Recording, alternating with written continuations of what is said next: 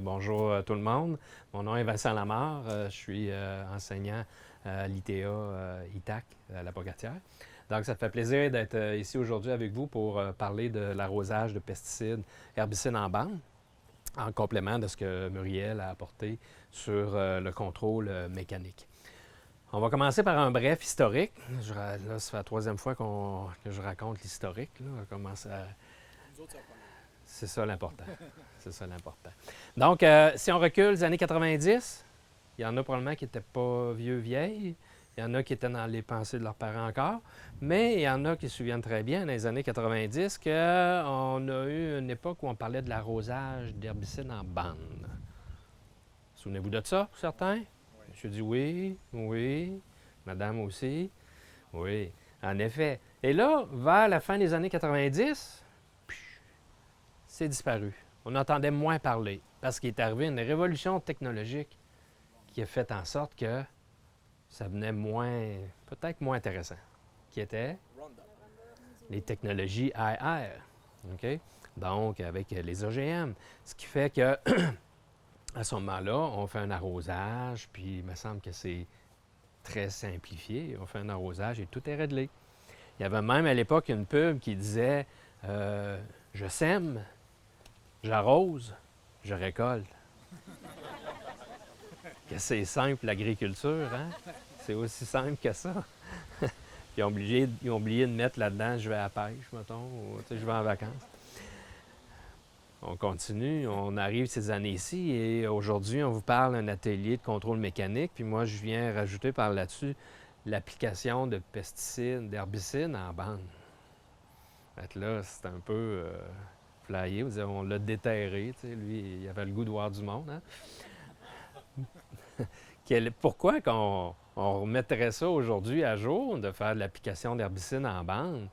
Qu'est-ce qui a changé? Qu'est-ce qui a évolué? On va commencer par sortir ces éléments-là parce que souvent, ce que le producteur va dire, écoute, moi, ça ne m'intéresse pas tellement parce que c'est technique. C'est vrai que c'est technique. Hein? Puis il me semble que quand on passe avec la roseuse, maintenant, on est rendu avec des rampes de quasiment 40 mètres, 15-20 km/h dans une heure. La job, il en a pas mal de fait, là, hein? Tandis qu'ici, ça va être plus limité au niveau des vitesses et des capacités horaires. Et donc, je vous écoute. Bien, vous savez, je suis professeur, hein? Fait que je pose des questions. Hein? Vous êtes déjà en examen? Des intercalaires? Oui. C'est un mot qui n'existait pas dans le vocabulaire agricole avant, intercalaire. Là, on parle intercalaire parce que, on met une couverture entre rangs. Bien oui, super intéressant parce qu'on a un semoir ici, pneumatique, qui nous permet d'appliquer la semence entre rangs et de faire une couverture entre rangs et dont on ne fera pas le détail de tout ça, des bénéfices, mais vous connaissez déjà les bénéfices au niveau tant physique, agronomique, biologie du sol également. Outre l'intercalaire, réduction des pesticides, en effet. On parle ici de réduire de 60 à 70 les pesticides. Donc, c'est quand même pas négligeable à ce moment-là. Donc, on pourrait mettre en parenthèse autour de ça aussi qu'on a une certaine pression également sociale, environnementale liée à la réduction des pesticides. Et ça, c'est un bon moyen de réduire, en effet, les herbicides en les mettant en bande. Ensuite, il y en a beaucoup d'autres. Il faut fouiller. Comment? Exactement, monsieur, oui. Les phénomènes de résistance. Le soc que Muriel vous a présenté tantôt, là, les socs à pattes d'oie avec les mauvaises herbes résistants sont moins résistants face à une patte d'oie. OK? Ils vont quand même être détruites. Mais lorsqu'on a des problèmes de résistance avec des herbicides, c'est complexe. Si on combine les deux, on peut s'aider, on peut s'en sortir peut-être. Donc, résistance. Ensuite, il y en a d'autres. Moins de travail de sol. Moins de travail de sol? Donc, Mais, de passage. mais pourtant, ici, j'ai des dents qui travaillent le sol. Mais je veux que tu me dises un avantage de ça, par contre, de travailler le sol entre les rangs. L'incorporation du fumier, retour de l'azote. Oui. Un binage aux deux arrosages, est-ce qu'il y en a qui ont déjà entendu ça? Qui a dit Oui, il n'est pas supposé avoir grand monde. Hein? OK, oui, c'est un dicton. Donc, L'ameublissement du sol de surface favorise l'infiltration de l'eau, particulièrement lorsqu'on a des sols qui tendent à croûter, hein, entre autres. Ça favorise les échanges gazeux aussi. Ça nous permet, comme vous dites, de venir incorporer à la limite des fertilisants qu'on aurait mis en surface, organiques par exemple, et de les enfouir, oui, tout à fait. Donc ça apporte un avantage aussi au niveau sol. Puis, vous avez peut-être déjà remarqué qu'un sol biné versus un sol qui n'a pas été travaillé, la culture, c'est différent. La culture, il gagne, notamment lorsqu'on est en période de stress hydrique. On ameublit, on a une pluie. Au lieu de ruisseler, on est capable d'infiltrer plus d'eau. C'est un autre avantage. Là, il y a de plus en plus de gens qui sont intéressés par la technique. Mais il en manque encore. Qu'est-ce qu'on peut faire de plus? On arrive au stade bientôt pour ça, là. Oui, à mettre notre N en pas se lever. Oui, on pourrait avec le même équipement, en plus, rajouter un réservoir, puis appliquer notre azote liquide. On va rajouter des pièces. Donc, c'est une machine à option. C'est comme un planteur à maïs. On va venir greffer les organes en fonction de ce qu'on veut faire avec l'outil. Donc, on va pouvoir venir ajouter notre N en plus. Y en a-tu d'autres? Il me semble qu'il en manquait un. Je pense qu'on commence à avoir fait pas mal de tours. Ah oui, il en manquait un encore. Conseiller, conseillère, fournisseur d'intrants, des bioproduits, biostimulants, On commence à entendre parler de ça un peu, hein? Oui, puis bon, c'est un domaine où il y a de la recherche, il y a du développement. En tout cas, il y a quelque chose à ce niveau-là. Ça se travaille. Et oui, en même temps, on pourrait, avec le même équipement, appliquer, au lieu de mettre un herbicide en bande, venir mettre notre biostimulant sur le plant également. Ou à la limite, il y a certains produits qu'on peut mélanger avec certaines molécules herbicides et qu'on combinerait les deux ensemble. Donc, le fait d'ajouter des fonctionnalités un à un sur l'outil fait en sorte que le passage devient plus intéressant qu'avant où on se disait est-ce que je passe une rampe ou je passe un sarcleur? Là, on va chercher la plus-value à ce moment-là de l'opération. Il ne faut pas oublier que passer une fertilisation azotée, c'est un passage d'équipement, tracteur, main-d'œuvre, usure des machines, carburant, dépréciation, intérêt, amortissement, etc. Il ne faut pas oublier ça, là. Okay? Pour chacune des opérations, on va repasser après avec un autre outil, semoir à céréales, un semoir modifié. Ah, je vais mettre mon intercalaire. Mais c'est pas grave, c'est le stagiaire qui va faire ça. Mais il reste que la machine, encore une fois, l'usure, carburant, tout ça. Fait que là, on essaie de mettre tout ça ensemble. Fait que, on vient à l'application en bande. Là, ça devient plus intéressant de venir mettre notre herbicide en bande. Fait que ce qu'on va mettre, c'est tout simplement un ensemble de réservoirs avec une pompe. Puis en fonction de l'équipement qu'on a, ça va être soit une pompe électrique ou une pompe hydraulique, selon les capacités nécessaires. Et on va venir installer des buses au niveau de nos rangs. Et au niveau des buses, il y en a une multiplicité de buses qu'on peut mettre en fonction des compagnies. Là, j'ai mis un exemple, j'ai fait mettre un exemple sur votre boîte à outils, que ça s'appelle, je crois, là, sur Crack, là, si vous êtes inscrit, là. Il y a un dépôt de documents et j'ai fait mettre le catalogue avec les quelques pages de buses T-Jet pour l'application d'herbicides en bande pour cette compagnie. Mais si vous allez dans de la buse Hardy ou peu importe la compagnie, chaque fabricant a sa gamme de buses pour l'application sur le rang. Donc, le principe ici, c'est qu'on a une buse de part et d'autre du rang de maïs. Donc, je me déplace pour vous montrer. Elle est ici. OK? Donc, sur mon rang, j'ai une buse à gauche et une buse à droite. Et elles sont montées à ce moment-là sur un pivot pour faire en sorte que si je frappe un obstacle, la buse peut se déplacer. Donc, Vincent a mis en marche le pulvérisateur. Vous voyez à ce moment-là, c'est de l'eau en passant, qui est pulvérisée. On a une buse à ce moment-là qui est comme excentrique, c'est-à-dire qu'elle va diriger le produit sur le rang. Et du côté entre rangs, elle a un angle perpendiculaire. Donc, elle diffuse de côté. Donc ça, il y a différents profils en fonction de ce qu'on veut faire. Ici, on veut éviter d'envoyer du produit dans l'entre-rang.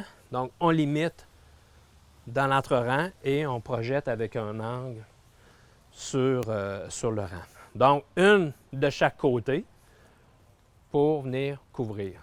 Selon les agencements, selon le type de buse, ça peut être 2 buses, une de chaque côté, ou parfois 3 buses, une troisième au-dessus ou juste une au-dessus.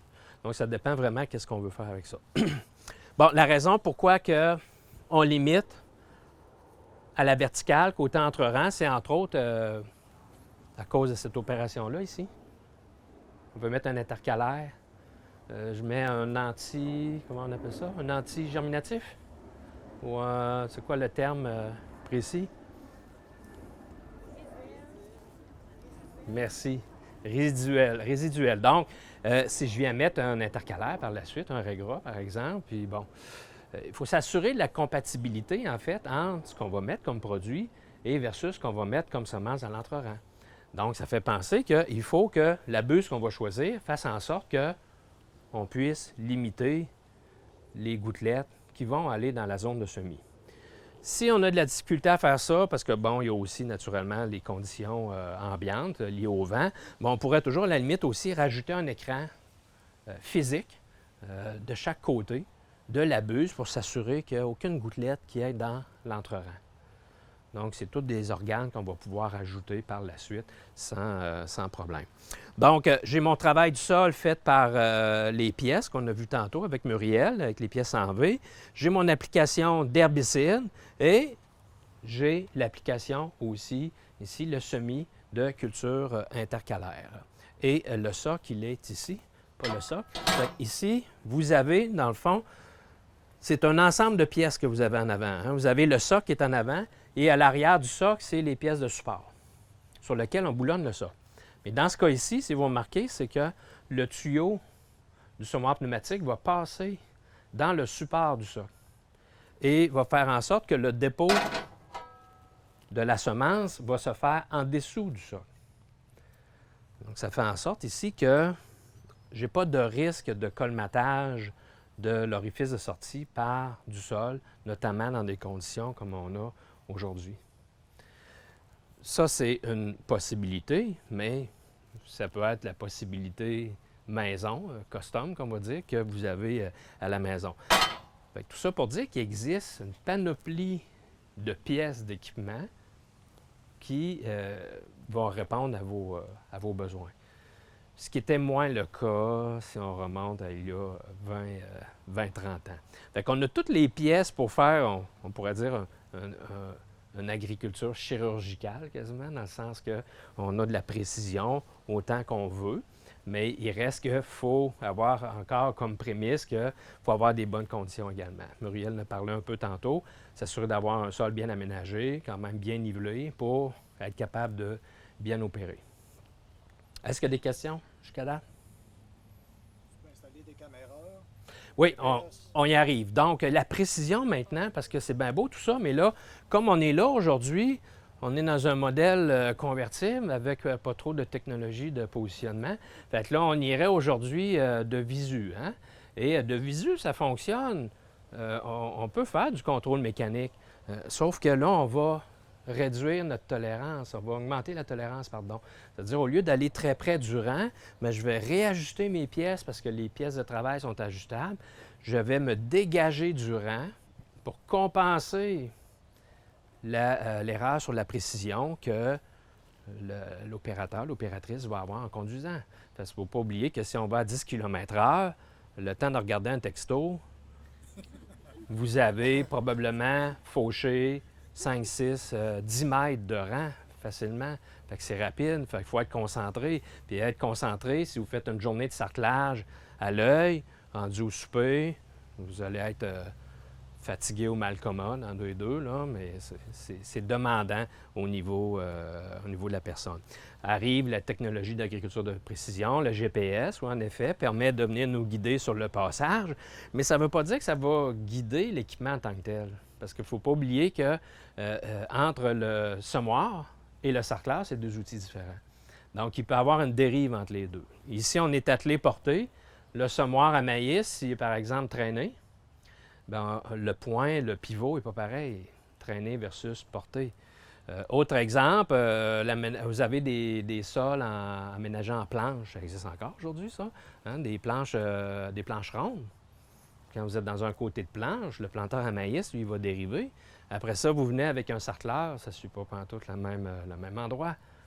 Donc, à ce moment-là, si vous n'avez pas de système de compensation, il va falloir augmenter notre tolérance à ce moment-là. Versus, mais là, on va pouvoir peut-être utiliser sinon une caméra pour venir reconnaître la position du rang et venir avec une tête de guidage à ce moment-là, ou qu'on appelle un side shift, venir corriger la position du sarcleur, qui maintenant est indépendant du tracteur. Donc, le tracteur se guide, le sarcleur se guide en fonction vraiment de la position réelle du rang pour finalement compenser le fait qu'entre les deux opérations, il y a pu avoir une dérive. Un exemple concret de dérive, un ajustement de planteur à maïs que j'ai déjà fait chez un producteur, un planteur neuf, toutes les écoutes à maïs étaient du même bord. Ça, c'est le 2 pouces latéral, là, mais il était tout à gauche. Et ça, en étant tout à gauche, bien, c'est sûr que le planteur à maïs va tirer de côté. Donc, c'est un détail assez futile, mais un détail très important. Fait que là, on en met 4 d'un bord, puis 4 de l'autre. Fait que ça équilibre les efforts. Mais juste ça, ça fait une différence au niveau de la positionnement du rang. Donc, ça, c'est des éléments qui, si on recule dans le temps, 90-2000, ça existait, le GPS, là, mais aujourd'hui, c'est encore plus démocratisé, puis on a encore plus de technologies qui permet de supporter ça et de le mettre en application. C'est ce qui est intéressant également. Autre question? Vous avez peur qu'il pleuve, hein? C'est pour ça, posez plus de questions, hein? Mettons qu'en grande culture, ils ont des grandes superficies. Là. Plus ça va que les fermes grossissent, c'est une machine qui est peut-être moins adaptée pour... Ben oui puis non, parce que regarde, ici, là, dans les sarcleurs, on va jusqu'à du 16 rangs là, présentement. Là. Fait que 16 rangs à 8 km/h dans une journée, on en fait quand même beaucoup là, de sarclage. Là. Fait que c'est pas impossible. Mais encore, il y a toujours l'attrait. Tu as raison aussi que l'attrait de passer la rampe est grand aussi, parce qu'avec une rampe de 40 mètres, c'est pas mal d'avance aussi. Mais il y a un coût à ça également. Un coût technologique, un coût d'équipement qui n'est pas donné non plus. Là. Ça ressemble à quoi, un coût de machine? Oui, bien, c'est justement, on était rendu là. Je demandais à Vincent de la compagnie Innotac juste de faire une parenthèse sur quoi ça représente un système caméra hein, au niveau du positionnement de la machine, puis versus prix du sarcleur. Bonjour, merci Vincent Macabé chez Innotac. Pour répondre à la dame, la question, en fait, la première question c'était comment on fait pour être aussi efficace qu'un pulvérisateur. En fait, un sarcleur, normalement, on va prendre le sarcleur de la même largeur que le planteur. Un planteur va rouler à 8, 6, 7, 8 km/h. En sarclage, on peut aller dans les 10-12 km/h, mais on n'arrête pas de remplir, contrairement au planteur. Dans une journée avec un 12 rangs, on va sortir facilement 100 hectares avec un sarclage de 12 rangs. Donc, si vous avez un producteur qui a 300, 400, 500 hectares, il est capable de faire le tour de ses champs en 5 jours. Probablement avec un pulvérisateur, va prendre 2 jours. C'est pas comme 10 fois plus long, mais peut-être 2 fois plus long. Okay. Au niveau des coûts, un sarcleur, ça coûte l'équivalent d'un pulvérisateur. Si vous avez un pulvérisateur qui va coûter, je sais pas moi, une rampe de 90 pieds avec 1000 gallons, ça va coûter autour de 90 000 $. Ben, un sarcleur de 16 rangs va coûter dans les mêmes eaux. Donc on est vraiment pratiquement côte à côte au niveau des prix chimiques versus mécaniques. C'est sûr que quand on rajoute des options, ben là, on peut arriver un peu plus cher, là, mais à la base, la machine fonctionnelle arrive dans le même prix. C'était quoi l'autre question? Caméra. Oui, caméra. Bon point, M. Lamar. Au niveau de la caméra, c'est là que ça a complètement changé la donne au niveau du sarclage. La caméra permet de sarcler à haute vitesse sans nécessairement qu'il y ait un système GPS. C'est sûr que s'il y en a un, c'est plus facile pour les textos puis les appels téléphoniques. Mais sans système GPS, on peut sarcler à haute vitesse avec un système de caméra. L'objectif de la caméra, c'est de s'enligner sur le rang. Normalement, on va installer la caméra environ ici, à cheval sur un rang, pour être capable de lire soit 3 rangs, ou si on est trop près des pneus, on va s'éloigner, on va se mettre entre 2 rangs, puis vraiment pour qu'elle puisse se centrer sur le rang. Fait qu'elle va aller chercher, elle veut toujours aller chercher son rang. Ça veut dire qu'elle veut s'enligner sur un rang. Puis comment elle a réussi à faire ça, la caméra? En fait, entre le cercleur et le tracteur, on installe un attelage coulissant qui est monté hydrauliquement avec un cylindre. La caméra donne la commande à la valve, finalement, de tasser gauche-droite pour suivre le rang. Là, au niveau des caméras, on est rendu à la 4e génération, là, il l'appelle la MK4 HD. Donc, la variation, cette dernière variation-là de caméra, qu'est-ce qu'elle a fait? C'est que maintenant, on peut lire les jaunes verts, les bleus verts, les bruns jaunes, les bruns rouges, plein de teintes à différents stades de la culture et de culture. Donc, dans la betterave, la laitue, les carottes. Ce qu'avant, les caméras, tu n'étais pas capable de voir. Tu n'étais pas capable de faire la différence entre un rang de carottes et de la mauvaise herbe, parce que c'est pas mal tout pareil quand ça décolle. C'est tellement rendu avancé qu'on est capable de trouver le rang à partir de 2 cotylédons dans le soya. À 2 cotylédons, c'est vraiment, comme disait Muriel, c'est de gagner la bataille très jeune, de venir brasser la terre sur le rang pour empêcher les mauvaises herbes de pousser, puis ensuite pour que la culture prenne la place sur le rang. Après ça, l'entre-rang, ça c'est le bout facile, c'est le 2e passage ou le 3e passage. L'autre partie du HD dans le MK4 HD, c'est la variation 3D. Ça veut dire que la caméra avant avait 2 objectifs horizontaux. Maintenant, on travaille, mais avec 2 objectifs verticaux. Fait qu'elle superpose deux images, une par-dessus l'autre, puis elle vient créer un effet 3D.